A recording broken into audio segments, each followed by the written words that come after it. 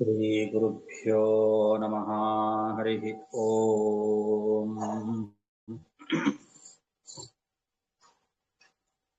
विज्ञानरोचिपरिपूरितान्तर्बाह्याण्डकोशम् हरितोपलाभम् सर्काभयेतम् विधिशर्वपूर्वगीर्वाणविज्ञानदमानतोऽस्मि। प्रथमो हनुमान्नाम द्वितीयो भीम एव च। पूर्णप्रज्ञस्तृतीयस्तु भगवत्कार्यसाधकः। बुद्धिर्बलं यशोधैर्यं निर्भयत्वम् अरोगता। अजाड्यं वाक्पटुत्वं च हनूमत्स्मरणाद् भवेत्।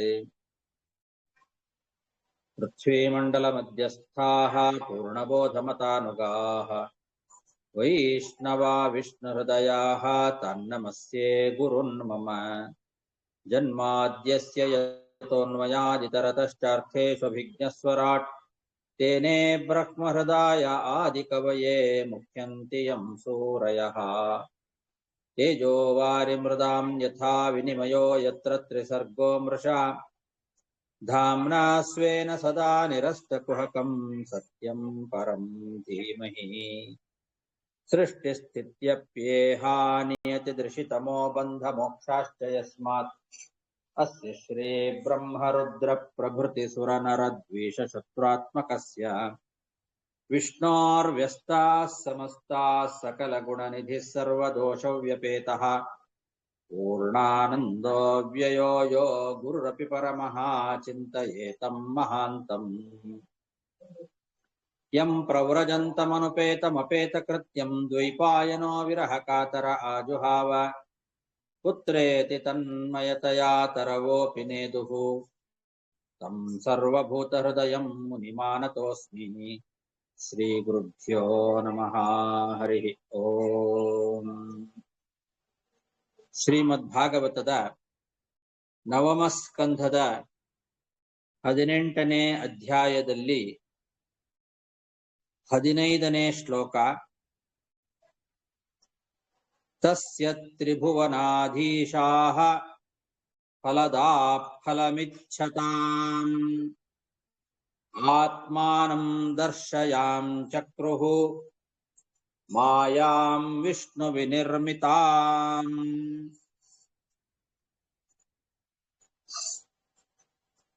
ರಂತಿದೇವನ ಕಥೆಯನ್ನ ಮುಂದುವರಿಸ್ತಾ ಹೇಳ್ತಾ ಇದ್ದಾರೆ ಶುಕಾಚಾರ್ಯರು. ರಂತಿದೇವ ಮಹಾರಾಜ 48 ದಿವಸಗಳ ಕಾಲ ಉಪವಾಸವನ್ನ ಮಾಡಿ ಮಾರನೇ ದಿವಸ ಅವನಿಗೆ ಯಾರೋ ತಂದುಕೊಟ್ಟಂತಹ ಅನ್ನ, ನೀರು, ಪಾಯಸ, ತುಪ್ಪ ಅದನ್ನ ಇನ್ನೇನು ಊಟ ಮಾಡಬೇಕು ಅಂತನ್ನೋ ಅಷ್ಟೊತ್ತಿಗೆ ಒಬ್ಬ ಬ್ರಾಹ್ಮಣ ಬಂದ. ಅವನಿಗೆ ಅತಿಥಿಗೆ ಸತ್ಕಾರವನ್ನ ಮಾಡಿದ.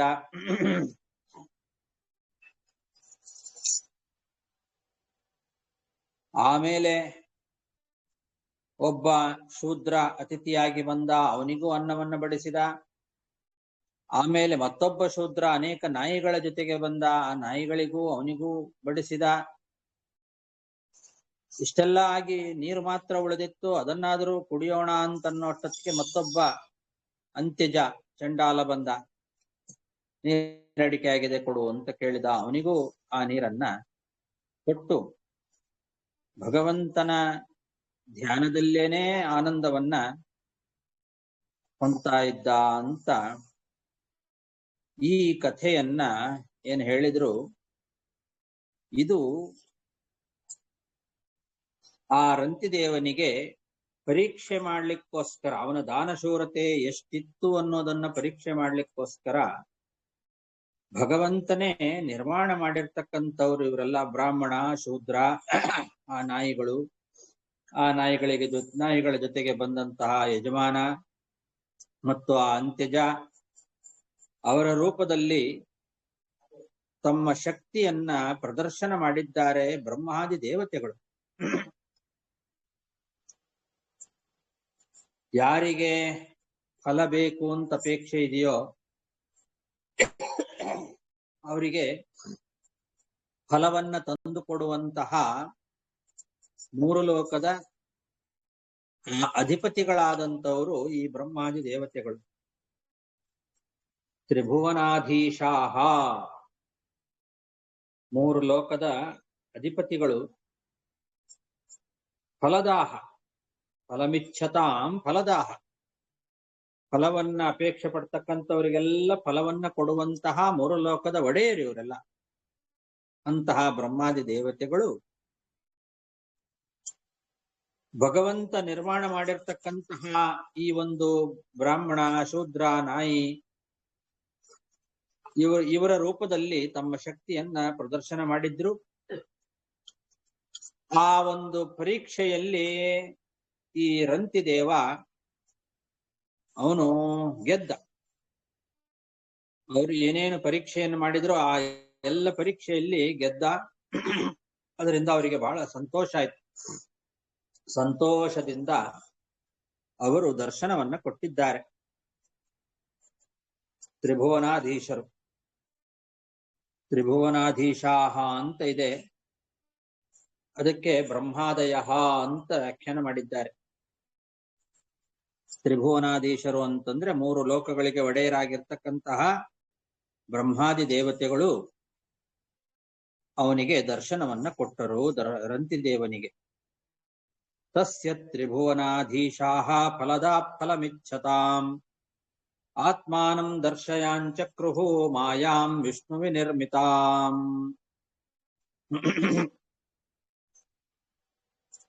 ಸವೈತೇಭ್ಯೋ ನಮಸ್ಕೃತ್ಯ ನಿಸ್ಸಂಗೋ ವಿಗತ ಸ್ಪೃಹಃ ವಾಸುದೇವೇ ಭಗವತಿ ಭಕ್ತ್ಯಾ ಚಕ್ರೇ ಮನಃಪರಂ. ರಂತಿದೇವ ಮಹಾರಾಜ ಅವರಿಗೆಲ್ಲ ನಮಸ್ಕಾರ ಮಾಡಿದ. ಅವರೆಲ್ಲ ಫಲಮಿಚ್ಛತಾಂ ಫಲದಾಹ ಅಂತ ಹೇಳಿದ್ದಾರೆ ಹಿಂದಿನ ಶ್ಲೋಕದಲ್ಲಿ. ಫಲವನ್ನ ಬಯಸ್ತಕ್ಕಂಥವರಿಗೆ ಫಲವನ್ನ ತಂದು ಕೊಡ್ತಕ್ಕಂಥವರು ಮೂರು ಲೋಕದ ಒಡೆಯರು. ಆದ್ರೆ ಈ ಮಹಾರಾಜ ಏನೂ ಫಲವನ್ನ ಬೇಡಲಿಲ್ಲ ಅವರ ಹತ್ರ.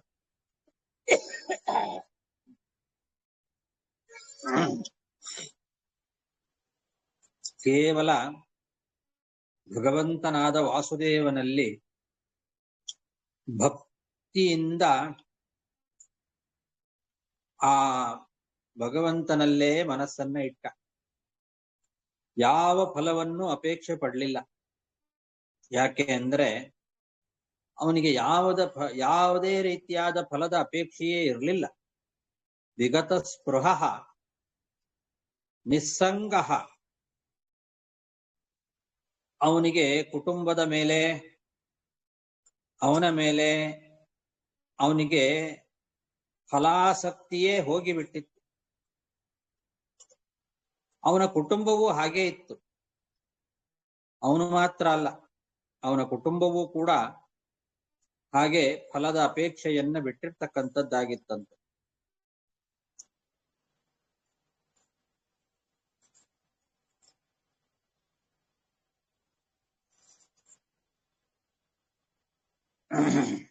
ಹಿಂದೆ ಹೇಳಿದ್ದಾರೆ ಅದನ್ನ. ಸಕುಟುಂಬಸ್ಯ ಅನ್ನೋ ಶಬ್ದವನ್ನ ಹಿಂದೆ ಹಾಕಿದ್ದಾರೆ. ಅದನ್ನ ಇಲ್ಲಿಗ ಅನ್ವಯ ಮಾಡ್ಕೊಳ್ಬೇಕು. ನಿಸ್ಸಂಗಃ ವಿಗತ ಸ್ಪೃಹಃ ಅಂತನ್ನೋದಕ್ಕೆ ಸಕುಟುಂಬಸ್ಯ ಅನ್ನೋದನ್ನ ಹಿಂದೆ ಹೇಳಿದ್ದನ್ನ ಸೇರಿಸ್ಕೊಳ್ಬೇಕು ಅಂತ ಸತ್ಯಧರ್ಮ ತೀರ್ಥರು ವ್ಯಾಖ್ಯಾನ ಮಾಡ್ತಾ ಹೇಳ್ತಾರೆ. ಕುಟುಂಬವೂ ಕೂಡ ಹಾಗೇ ಇತ್ತು. ಯಾವ ಅಪೇಕ್ಷೆಯೂ ಇರ್ಲಿಲ್ಲಂತೆ ಆ ಕುಟುಂಬದವರಿಗೂ ಕೂಡ. ಹಾಗಾಗಿ ಅವನು ಯಾವುದನ್ನು ಕೂಡ ಅಪೇಕ್ಷೆ ಪಡಲೇ ಇಲ್ಲ.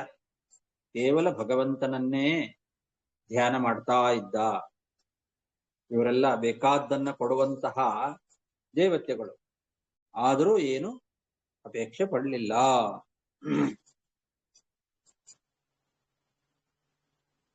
ಸವೈತೇಭ್ಯೋ ನಮಸ್ಕೃತ್ಯ ನಿಸ್ಸಂಗೋ ವಿಗತ ಸ್ಪೃಹಃ ವಾಸುದೇವೇ ಭಗವತಿ ಭಕ್ತ್ಯಾ ಚಕ್ರೇ ಮನಃ ಪರಂ ಈಶ್ವರಾಲಂಬನಂ ಚಿತ್ತಂ ಕುರ್ವತೋ ಅನನ್ಯರಾಧಸಃ ಮಾಯಾ ಗುಣಮಯೀ ರಾಜನ್ ಸ್ವಪ್ನವತ್ ಪ್ರತ್ಯಲೀಯತ. ಯಾವ ಸಂಪತ್ತನ್ನು ಕೂಡ ಅಪೇಕ್ಷೆ ಪಡದೆ ಕೇವಲ ಭಗವಂತನಲ್ಲಿಯೇ ಮನಸ್ಸನ್ನ ಇಟ್ಟಿದ್ದ ಅಂತಹ ಈ ಮಹಾರಾಜನ ಒಂದು ಸಂಸಾರ ಅಂತನ್ನೋದು ಅದು ಇದ್ದೂ ಇಲ್ಲದಂತೆ ಆಯ್ತು. ಸಂಸಾರ ಅಂತನ್ನೋದು ಬಂಧನ. ಎಲ್ಲರಿಗೂ ಕೂಡ ಆ ಸಂಸಾರ ಅಂತನ್ನೋದು ಬಂಧಿಸಿದರೆ ಇವನಿಗೆ ಆ ಬಂಧನ ಇದ್ದರೂ ಇಲ್ಲದಂತೆ, ಸ್ವಪ್ನ ಪದಾರ್ಥದಂತೆ ಅಂತ ದೃಷ್ಟಾಂತ ಕೊಟ್ಟಿದ್ದಾರೆ. ಸ್ವಪ್ನವತ್ ಪ್ರತ್ಯಲೀಯತ ಅಂತ. ಸ್ವಪ್ನ ಪದಾರ್ಥ ಅಂತನ್ನೋದು ಹೇಗೆ ಇದ್ದರೂ ಕೂಡ ಇಲ್ಲದಂತೆಯೋ, ಅಂದ್ರೆ ಇರೋದು ಸತ್ಯ, ಸ್ವಪ್ನ ಪದಾರ್ಥವನ್ನು ನೋಡಿದ್ದು ಅನುಭವಿಸಿದ್ದು ಎಲ್ಲ ಸತ್ಯನೇ. ಆದರೆ ಆ ಪದಾರ್ಥಗಳು ನಮಗೆ ಎಚ್ಚರದಲ್ಲಿ ಕಾರ್ಯಕಾರಿ ಆಗೋದಿಲ್ಲ. ಹಾಗೆ ಇದ್ದರೂ ಕೂಡ ಇಲ್ಲದೆ ಇರುವಂತೆ ಸ್ವಪ್ನ ಪದಾರ್ಥಗಳು. ಅದೇ ರೀತಿ ಸಂಸಾರ ಬಂಧನ ಅಂತನ್ನೋದು ಕೂಡ ಇವನಿಗೆ ಇದ್ದರೂ ಇಲ್ಲದಂತೆ ಇತ್ತು ಅಂತ, ಸ್ವಪ್ನ ಪದಾರ್ಥದಂತೆ ಅಂತ ದೃಷ್ಟಾಂತ ಕೊಟ್ಟಿದ್ದಾರೆ. ಮಾಯಾ ಗುಣಮಯಿ ಎಂದಿದ್ದಾರೆ. ಗುಣಮಯಿ ಅಂತಂದ್ರೆ ಗುಣಮಯವಾದದ್ದು ಈ ಸಂಸಾರ ಬಂಧನ. ಮಾಯಾ ಅನ್ನೋ ಶಬ್ದಕ್ಕೆ ಸಂಸಾರ ಅಂತ ಅರ್ಥ. ಗುಣಮಯಿಯಾದಂತಹ ಈ ಮಾಯಾ ಅಂದ್ರೆ ಗುಣಮಯವಾದ ಈ ಸಂಸಾರ ಬಂಧನ ಏನಿದೆ ಅದು ಅವನಿಗೆ ಸ್ವಪ್ನ ಪದಾರ್ಥದಂತೆ ಇದ್ದರೂ ಇಲ್ಲದಂತೆ ಇತ್ತು. ಆ ರೀತಿ ಆ ಅವಸ್ಥೆಯನ್ನು ಪಡೆದಿದ್ದ ರಂತಿದೇವ ಮಹಾರಾಜ.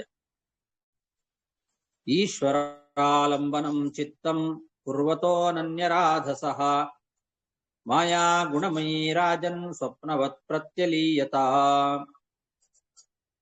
ತತ್ಪ್ರಸಂಗಾನುಭಾವೇನ ರಂತಿದೇವಾನುವರ್ತಿನಃ ಅಭವನ್ ಯೋಗಿನಃ ಸರ್ವೇ ನಾರಾಯಣ ಪರಾಯಣಾಃ. ಹೀಗೆ ರಂತಿದೇವ ಮಹಾರಾಜ ಯೋಗಿಯಾಗಿದ್ದ, ನಾರಾಯಣ ಪರಾಯಣನಾಗಿದ್ದ.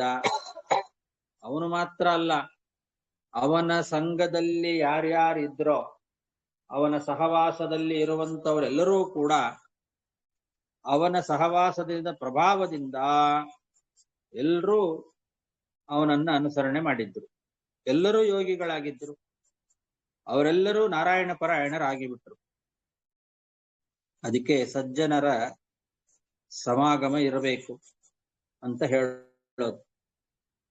ಸಜ್ಜನರ ಜೊತೆಯಲ್ಲಿ, ಭಗವದ್ಭಕ್ತರ ಜೊತೆಯಲ್ಲಿ ನಾವು ಸಹವಾಸವನ್ನ ಮಾಡಿದ್ರೆ ನಮಗೂ ಕೂಡ ಅವರಂತೆ ಆ ಒಂದು ಭಕ್ತಿ, ಭಗವತ್ ಪರಾಯಣತೆ ಎಲ್ಲ ಬರ್ತದೆ.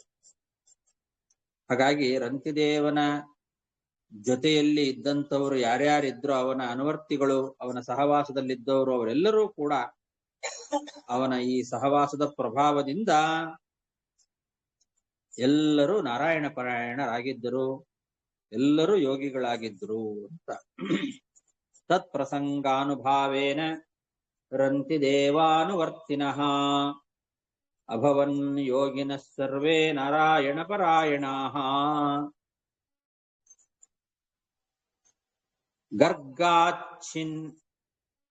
ಗರ್ಗಾಚ್ಛಿನಿಸ್ತತೋ ಗಾರ್ಗ್ಯಾತ್ ಕ್ಷತ್ರಾದ್ ಬ್ರಹ್ಮಹ್ಯವರ್ತತ ದುರಿತಕ್ಷಯೋ ಮಹಾವೀರ್ಯಾಃ ತಸ್ಯ ತ್ರಯ್ಯಾರುಣಿಃ ಕವಿಃ ಪುಷ್ಕರಾರುಣಿರಿತ್ಯತ್ರ ಯೇ ಬ್ರಾಹ್ಮಣಗತಿಂ ಗತಾಃ.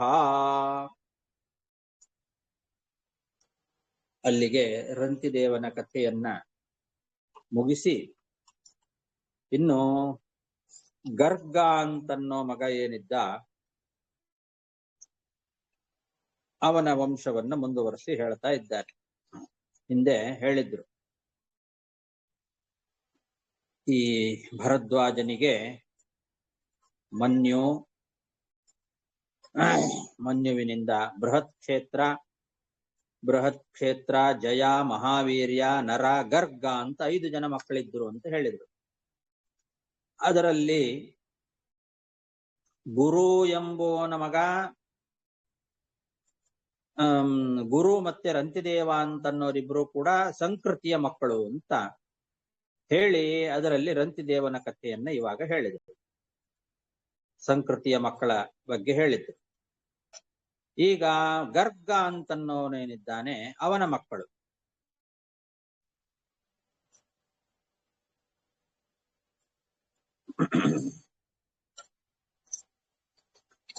ಗರ್ಗನಿಗೆ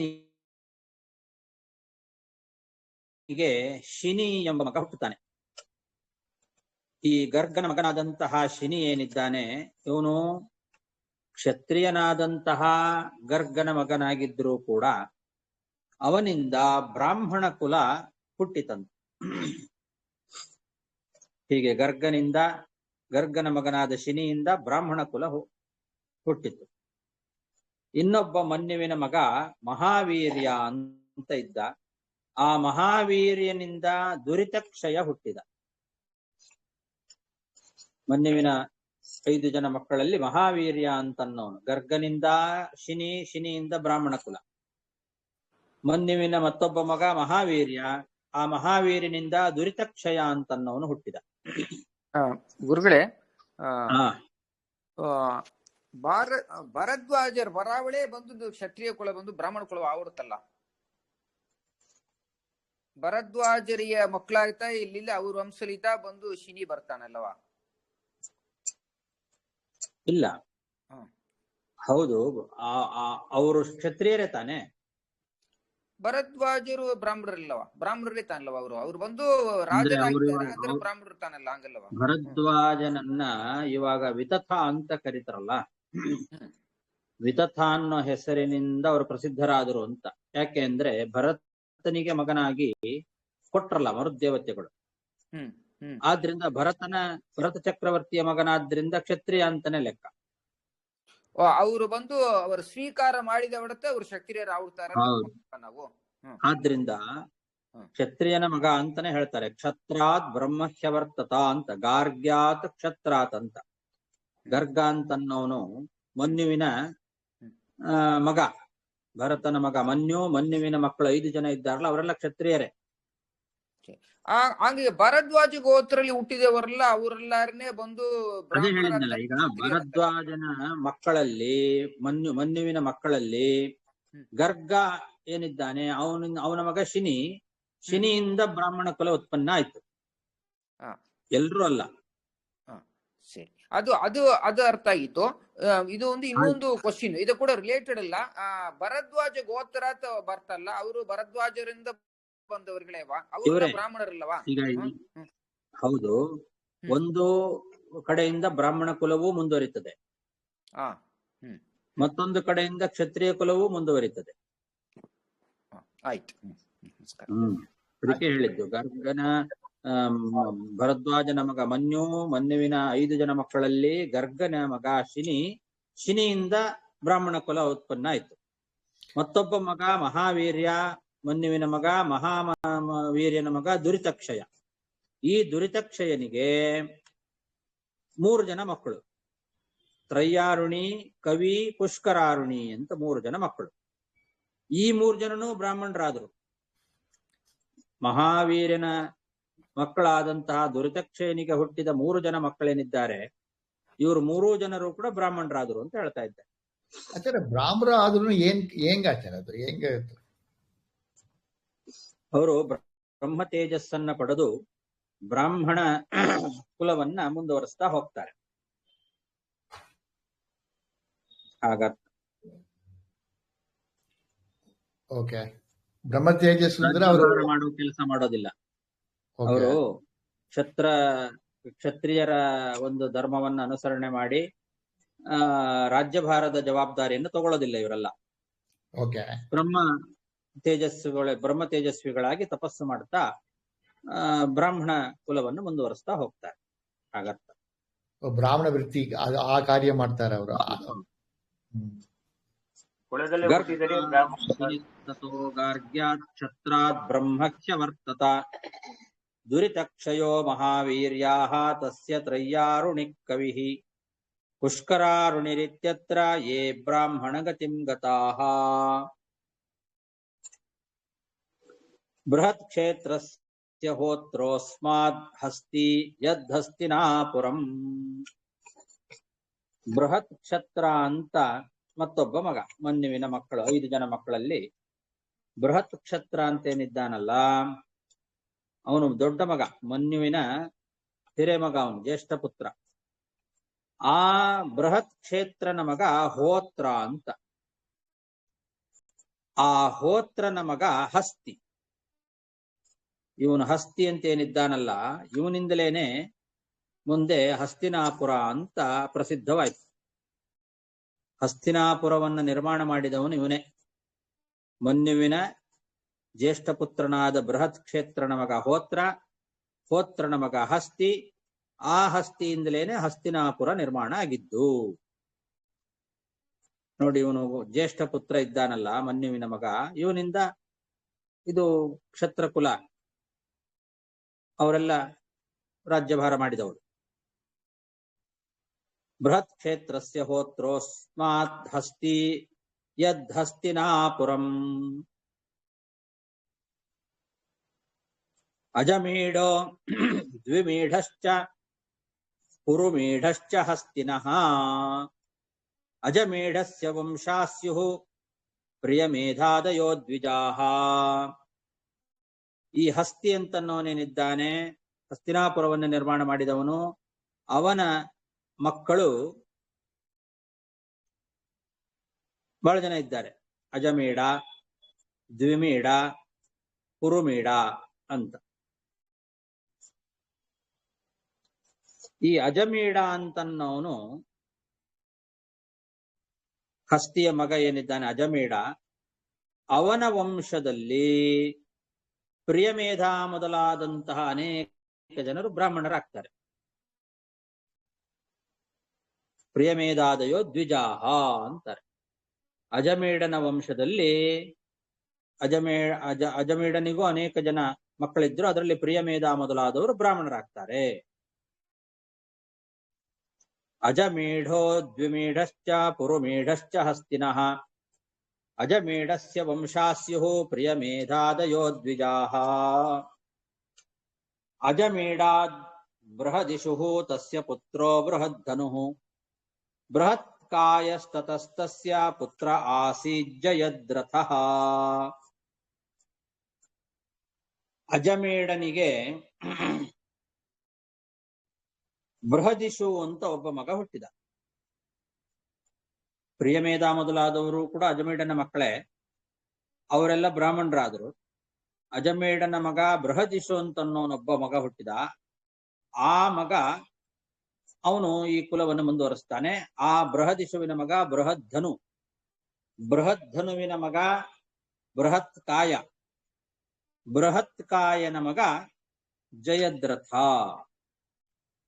ಅಜಮೀಢಾತ್ ಬೃಹದಿಷುಃ ತಸ್ಯ ಪುತ್ರೋ ಬೃಹದ್ಧನುಃ ಬೃಹತ್ಕಾಯಸ್ತತಸ್ತಸ್ಯ ಪುತ್ರ ಆಸೀತ್ ಜಯದ್ರಥಃ.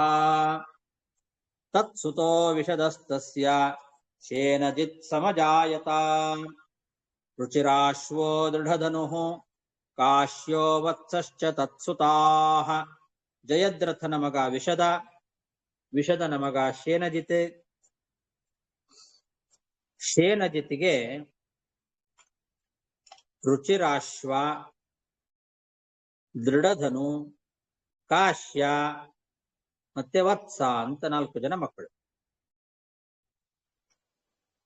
ಶೇನಜಿತಿಗೆ 4 ಜನ ಮಕ್ಕಳು ಇವರು.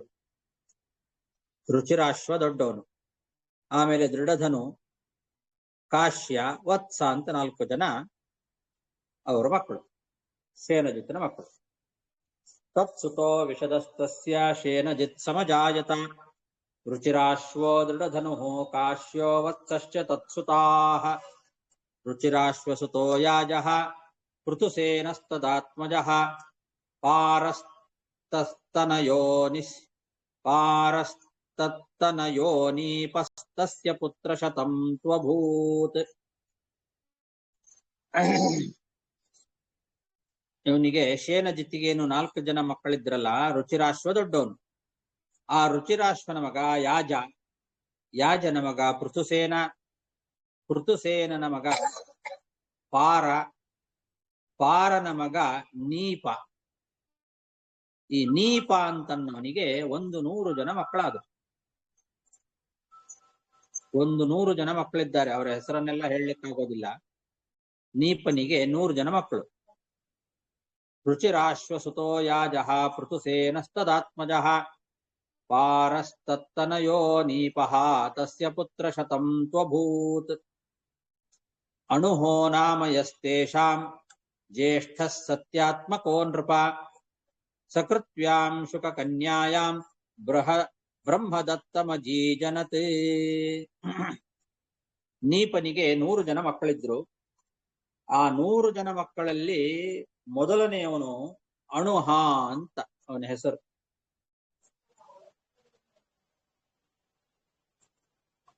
ಹಿರೇ ಮಗ. ನೀಪನ 100 ಜನ ಮಕ್ಕಳಲ್ಲಿ ಹಿರೇ ಮಗ ಅಣುಹ. ಈ ಅಣುಹ ಅಂತನ್ನವನು ಸತ್ಯ ಎಂಬ ಹೆಸರಿನ ಭಗವಂತನಲ್ಲೇ ಮನಸ್ಸನ್ನ ಇಟ್ಟಿದ್ದಂತೆ. ಅಣುಹ ಜ್ಯೇಷ್ಠ ಸತ್ಯಾತ್ಮಕ ಅಂತಂದಿದ್ದಾರೆ. ಸತ್ಯಾತ್ಮಕ ಅನ್ನೋ ಶಬ್ದಕ್ಕೆ ವ್ಯಾಖ್ಯಾನವನ್ನ ಮಾಡ್ತಾ, ಸತ್ಯೇ ಪೂರ್ಣಾನಂದ ಜ್ಞಾನಾತ್ಮಕೆ ಹರೌ ಆತ್ಮ ಯಸ್ಯ ಸಹ ಸತ್ಯಾತ್ಮಕ ಅಂತ ವಿಜಯಧ್ವಜ ತೀರ್ಥರು ಸತ್ಯಾತ್ಮಕ ಅನ್ನೋ ಶಬ್ದದ ಅರ್ಥವನ್ನು ಬರೆದಿದ್ದಾರೆ. ಜ್ಯೇಷ್ಠನಾದಂತಹ ಅಣುಹ ಅಂತನ್ನವನು ಸತ್ಯಾತ್ಮಕನಾಗಿದ್ದ ಅಂತ ಭಾಗವತ ಹೇಳ್ತದೆ. ಸತ್ಯಾತ್ಮಕ ಅನ್ನೋ ಶಬ್ದದ ಅರ್ಥ ಸತ್ಯ ಅಂದ್ರೆ ಜ್ಞಾನಾನಂದ ಪರಿಪೂರ್ಣ ಅಂತ ಅರ್ಥ. ಪೂರ್ಣ ಭಗವಂತ ಸತ್ಯ ನಾಮಕನಾಗಿರ್ತಕ್ಕಂಥವನು, ಜ್ಞಾನಾನಂದ ಪರಿಪೂರ್ಣನಾದ ಭಗವಂತ ಹರಿ, ಅವನು ಸತ್ಯ. ಆ ಸತ್ಯನಲ್ಲೇ ಆತ್ಮ ಮನಸ್ಸನ್ನ ಇಟ್ಟವನು. ಆದ್ರಿಂದ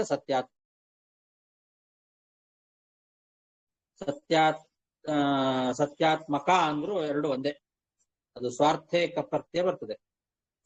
ಸತ್ಯೇ ಅಂದ್ರೆ ಭಗವಂತನಲ್ಲಿ, ಸತ್ಯನಲ್ಲಿ ಆತ್ಮ ಮನಸ್ಸನ್ನ ಇಟ್ಟವನು ಯಾರೋ ಅವನು ಸತ್ಯಾತ್ಮ ಅಂತ ಆಗ್ತದೆ. ಸತ್ಯಾತ್ಮ ಅನ್ನೋದು ಶಬ್ದ. ಆ ಸತ್ಯಾತ್ಮ ಅಂತನ್ನೋ ಶಬ್ದಕ್ಕೆ ಸ್ವಾರ್ಥದಲ್ಲೇ ಕಪ್ರತ್ಯಯ ಬಂದು ಸತ್ಯಾತ್ಮಕ ಅಂತ ಆಗ್ತದೆ. ಹಾಗಾಗಿ ಸತ್ಯಾತ್ಮ ಅನ್ನೋ ಶಬ್ದಕ್ಕೂ ಸತ್ಯಾತ್ಮಕ ಅನ್ನೋ ಶಬ್ದಕ್ಕೂ ಎರಡು ಒಂದೇ ಅರ್ಥ. ಸತ್ಯನಾದ ಜ್ಞಾನಾನಂದ ಪರಿಪೂರ್ಣನಾದ ಭಗವಂತನಲ್ಲಿ ಆತ್ಮ ಮನಸ್ಸನ್ನ ಇಟ್ಟವನು ಯಾರೋ ಅವನು ಸತ್ಯಾತ್ಮ, ಅವನೇ ಸತ್ಯಾತ್ಮಕ. ಹೀಗೆ ಅಣುಹ ಅಂತನ್ನವನು 100 ಜನ ಮಕ್ಕಳಲ್ಲಿ, ನೀಪನ 100 ಜನ ಮಕ್ಕಳಲ್ಲಿ ಮೊದಲನೆಯವನು ಸತ್ಯಾತ್ಮಕನಾಗಿದ್ದ, ಭಗವಂತನಲ್ಲೇ ಮನಸ್ಸನ್ನ ಇಟ್ಟವನಾಗಿದ್ದ. ಅಂತಹ ಆ ಅಣುಹ ಏನಿದ್ದಾನೆ ಅವನು ಶುಕಾಚಾರ್ಯರ ಶುಕಮುನಿಯ ಮಗಳಾದಂತಹ ಕೃತ್ವೀದೇವಿಯಲ್ಲಿ ಬ್ರಹ್ಮದತ್ತ ಎಂಬಂತಹ ಮಗನನ್ನ ಪಡಿತಾನೆ. ಅಣುಹನ ಪತ್ನಿಯಾದವಳು ಕೃತ್ವೀದೇವಿ. ಅವಳು ಶುಕ ಮುನಿಗಳ ಮಗಳು, ಶುಕಿ. ಆ ಶುಕಮುನಿಗಳ ಮಗಳಾದಂತಹ ಕೃತ್ವೀದೇವಿಯಲ್ಲಿ ಬ್ರಹ್ಮದತ್ತ ಅಂತನ್ನೋ ಮಗನನ್ನ ಪಡಿತಾನೆ ಈ ಸತ್ಯಾತ್ಮಕನಾದಂತಹ ಅಣುಹ ಎಂಬಂತವನು ಅಂತ. ಇಲ್ಲಿ ಹರಿವಂಶದಲ್ಲಿ ಈ ಬ್ರಹ್ಮದತ್ತ ಅಂತನ್ನೋ ಮಗ ಕೃತ್ವೀದೇವಿಯಲ್ಲಿ ಹೇಗೆ ಹುಟ್ಟಿದ, ಇವನಿಗೆ ಯಾರಿಗೆ ಅಣುಹ ಅನ್ನೋನಿಗೆ ಶುಕ ಮುನಿಗಳ ಮಗಳಾದಂತಹ ಕೃತ್ವೀದೇವಿ, ಆ ಕೃತ್ವೀದೇವಿಯಲ್ಲಿ ಇವನು ಹುಟ್ಟಿದ ವಿಷಯವನ್ನ ಹರಿವಂಶ ಹೇಳುತ್ತದೆ. ಸತ್ಯಧರ್ಮ ತೀರ್ಥರು ಶುಕಸ್ಯ ವ್ಯಾಸಸೂನೋಃ ಕನ್ಯಾಯಾಂ ಕಲ್ಯಾಂ ನಾಮ್ನಾ ಬ್ರಹ್ಮದತ್ತಂ ಅಜೀಜನತ್ ಅಂತ ವ್ಯಾಖ್ಯಾನ ಮಾಡಿದ್ದಾರೆ. ಶುಕಮುನಿಗಳು ಪಿತೃಕನ್ಯೆಯಾಗಿರ್ತಕ್ಕಂತಹ ವೀರಿಣಿ ದೇವಿಯಲ್ಲಿ 5 ಜನ ಮಕ್ಕಳನ್ನ ಪಡಿತಾಳೆ. ಶುಕಮುನಿಗಳು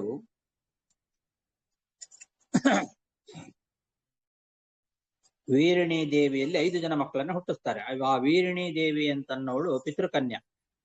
ಆ ಪಿತೃಕನ್ಯಾದ ವೀರಿಣಿ ದೇವಿಯನ್ನಿದ್ದಾಳೆ. ಅವಳಲ್ಲಿ ಶುಕಮುನಿಗಳು, ಶುಕಾಚಾರ್ಯರು ಕೃಷ್ಣ, ಗೌರಪ್ರಭಾ, ಶಂಭು, ಭೂರಿಶ್ರುತ, ಜಯ ಅಂತ ಇದು 5 ಜನ ಮಕ್ಕಳು. ಶುಕಾಚಾರ್ಯರ ಮಕ್ಕಳು 5 ಜನ. ಈ ಶುಕಮುನಿಗಳು ಎಂಬಾದ್ರು ವ್ಯಾಸರ ಪುತ್ರ ಬೇರೆಯವರು.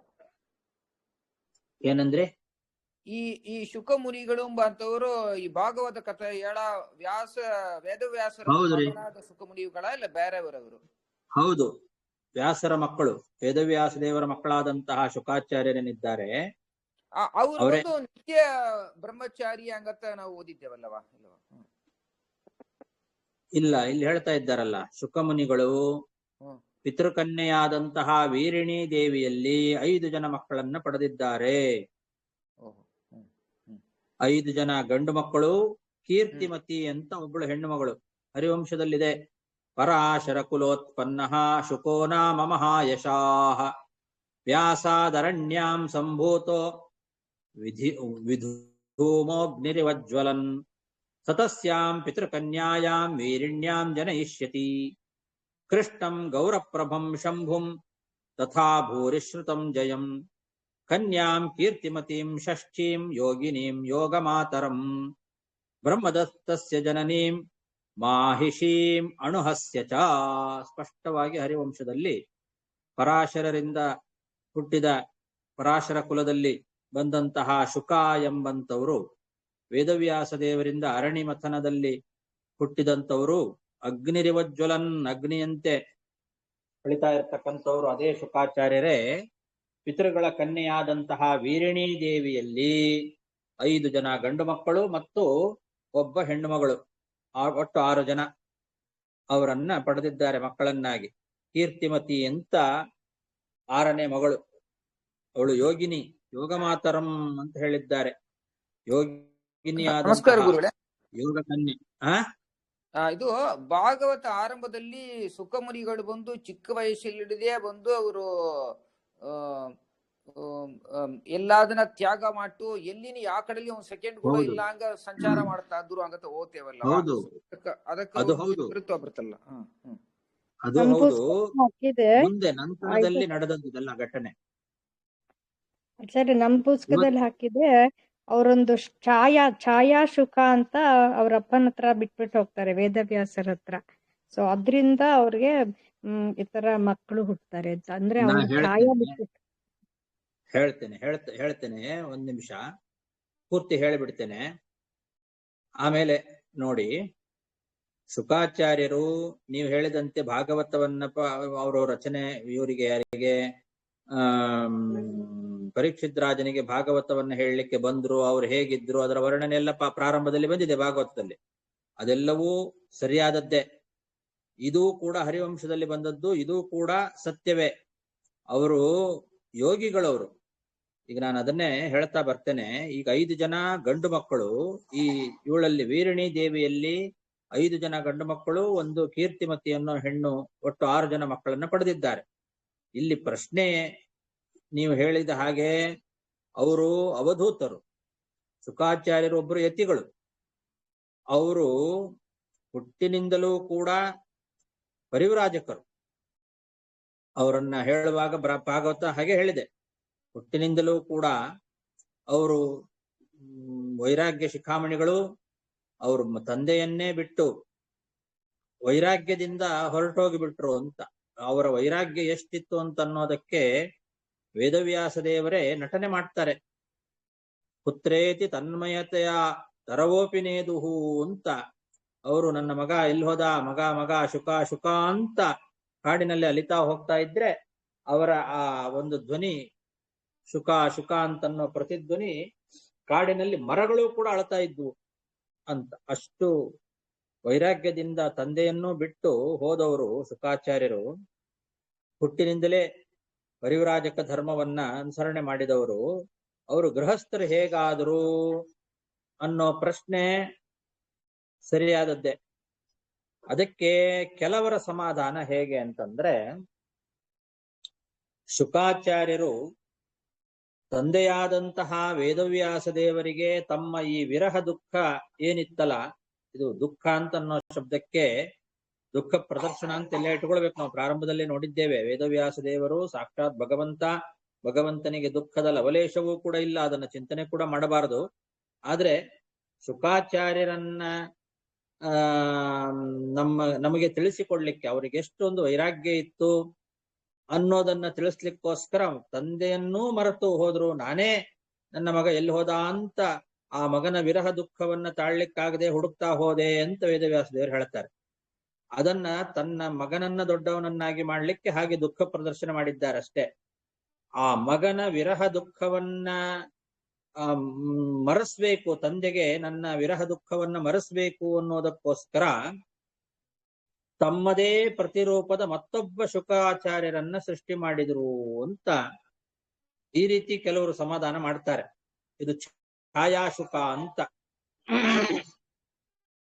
ವೇದವ್ಯಾಸ ದೇವರಿಗೆ ಮಗನ ವಿರಹ ದುಃಖ ಪರಿಹಾರ ಆಗಲಿ ಅನ್ನೋದಕ್ಕೋಸ್ಕರ ಮತ್ತೊಬ್ಬ ಶುಕಾಚಾರ್ಯರು, ಅದು ಛಾಯಾಶುಕ, ತಮ್ಮ ಪ್ರತಿರೂಪ, ತಮ್ಮ ಹಾಗೇ ಇರುವಂತಹ ಮತ್ತೊಬ್ಬ ಶುಕಾಚಾರ್ಯನ ಸೃಷ್ಟಿ ಮಾಡಿದರು ಅಂತ ಕೆಲವರು ಹೇಳ್ತಾರೆ. ಈ ಛಾಯಾಶುಕ ಅಂತನ್ನೋನು ಗೃಹಸ್ಥಾಶ್ರಮವನ್ನ ಸ್ವೀಕಾರ ಮಾಡಿದ್ರು ಅಂತ ಇದು ಕೆಲವರು ಹೇಳುವಂತಹ ಸಮಾಧಾನ. ಆದ್ರೆ ಸತ್ಯಧರ್ಮ ತೀರ್ಥರು ಈ ಹರಿವಂಶದ ವಾಕ್ಯವನ್ನ ಉದಾಹರಿಸಿ ಹೇಳ್ತಾ ಇದ್ದಾರೆ ನಮಗೆ. ಸಾಕ್ಷಾತ್ ರುದ್ರದೇವರ ಅವತಾರರಾಗಿರ್ತಕ್ಕಂತಹ ಶುಕಾಚಾರ್ಯರು ಏಕಕಾಲದಲ್ಲಿ ಗೃಹಸ್ಥಾಶ್ರಮಿಗಳೂ ಆಗಬಹುದು, ಯತಿಗಳೂ ಆಗಬಹುದು. ಅವರಿಗಂತ ಸಾಮರ್ಥ್ಯ ಇದೆ, ಯೋಗ ಶಕ್ತಿ ಉಳ್ಳಂತವರು. ದೇವತೆಗಳು, ಒಂದು ಮಾತೇ ಇದೆ, ದೇವಾಹ ಸರ್ವಾಶ್ರಮಾಹ ಅಂತ. ದೇವತೆಗಳಿಗೆ ಎಲ್ಲ ಕಾಲದಲ್ಲಿ ಎಲ್ಲ ಆಶ್ರಮವೂ ಇದೆ. ದೇವತೆಗಳು ಇಂಥದ್ದೇ ಆಶ್ರಮ ಅಂತ ಅವರಿಗೆ ಒಂದು ನಿಯಮ ಇಲ್ಲ. ಅವರು ಎಲ್ಲಾ ಆಶ್ರಮಿಗಳು ಹೌದು, ಸನ್ಯಾಸಿಗಳು ಹೌದು, ಗೃಹಸ್ಥರು ಹೌದು. ಎಲ್ಲಾ ಕಾಲದಲ್ಲಿ ಎಲ್ಲಾ ಆಶ್ರಮಗಳು ಇರ್ತದೆ ದೇವತೆಗಳಿಗೆ ಆ ಶಕ್ತಿ ಇರ್ತದೆ. ಹಾಗಾಗಿ ಏನು ಸಮಸ್ಯೆ ಇಲ್ಲ. ಇದನ್ನ ಹರಿವಂಶದಲ್ಲಿ ನಮಗೆ ಪ್ರಮಾಣ ಇರೋದ್ರಿಂದ ಅದನ್ನ ಸ್ಪಷ್ಟವಾಗಿ ನಮಗೆ ಭಾಗವತವೂ ಹೇಳ್ತಾ ಇದೆ, ಹರಿವಂಶದಲ್ಲೂ ಆ ಮಾತಿದೆ. ಕೀರ್ತಿಮತಿ ಅಂತ ಅಣುಹೋ ಸತ್ಯ ಶುಕಕನ್ಯಾಯಾಂ ಬ್ರಹ್ಮದತ್ತಮಜೀಜನತ್ ಅಂತಿದೆ.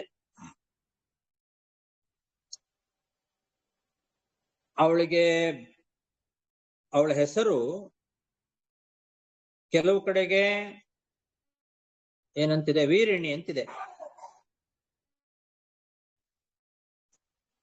ಕಾಲಿ ಅಂತನೂ ಕೂಡ ಕೆಲವು ಕಡೆಗಿದೆ ಅಂತ ಹೇಳ್ತಾರೆ. ಕೃತ್ವಿ ಅಂತ ಕೂಡ ಕೆಲವು ಕಡೆಗೆ ಹೇಳ್ತಾರೆ. ಶುಕಾಚಾರ್ಯರ ಹೆಂಡತಿ ಕೃತ್ವಿ ದೇವಿ ಅಂತಿದೆ. ಸಕೃತ್ವ್ಯಾಂ ಶುಕಕನ್ಯಾಯಾಮ್ ಅಂತಿದೆ. ಕೃತ್ವ್ಯಾಮ್ ಅಂತಿದೆ ಇಲ್ಲಿ ಭಾಗವತದಲ್ಲಿ. ಕೃತ್ವಿ ಅಂತ ಹೆಸರು.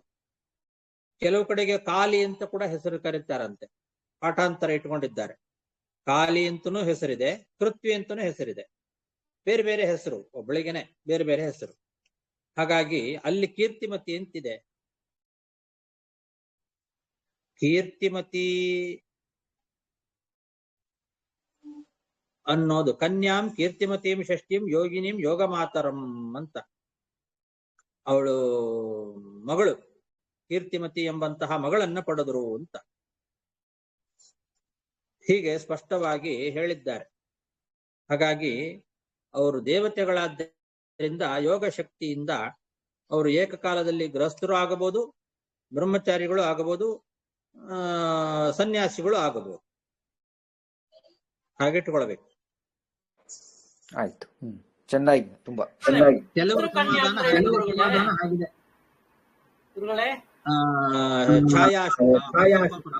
ಮತ್ತೊಬ್ಬ ಶುಕಾಚಾರ್ಯನ ಸೃಷ್ಟಿ ಮಾಡಿದ್ರು ಅಂತ ಕೆಲವರು ಸಮಾಧಾನ ಕೊಟ್ಟಿದ್ದಾರೆ. ನೋಡಿ, ನಿಮ್ಮ ಮನಸ್ಸಮಾಧಾನ ಹೇಗಾಗುತ್ತೋ ಹಾಗೆ.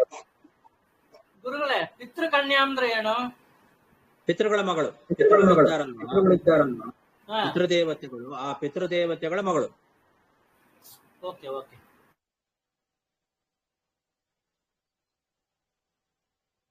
ಸತ್ಯವತಿನೂ ಹಾಗೆ ಪಿತೃದೇವತೆಗಳ ಮಗಳವಳು ಮೂಲತಃ. ಅಣುಹೋ ನಾಮಯಸ್ತೇಷಾಂ ಜ್ಯೇಷ್ಠ ಸತ್ಯಾತ್ಮಕೋ ನೃಪ ಸಕೃತ್ವ್ಯಾಂ ಶುಕ ಕನ್ಯಾಯಾಂ ಬ್ರಹ್ಮದತ್ತಂ ಅಜೀಜನತ್. ಅಲ್ಲಿಗೆ 25 ಶ್ಲೋಕ ಆಯ್ತು. ಟೈಮ್ ಆಯ್ತಲ್ಲ, ಸಾಕು. 18ನೇ ಅಧ್ಯಾಯದಲ್ಲಿ 25 ಶ್ಲೋಕ ಆಯ್ತು. ಶ್ರೀಕೃಷ್ಣಾರ್ಪಣ ಮಸ್ತು. ನಮಸ್ಕಾರ. ಆಚಾರ್ಯ ನಾರಾಯಣ, ನಂಗೆ ಜನರಲ್ ಒಂದು ಕ್ವಶನ್ ಆಚಾರ್ಯ. ಈ ದೀಪಾವಳಿನ ಯಮತರ್ಪಣ ಬಿಡ್ತೇವೆ, ಯಮತರ್ಪಣಕ್ಕೂ ದೀಪಾವಳಿ ಏನ್ ಸಂಬಂಧ?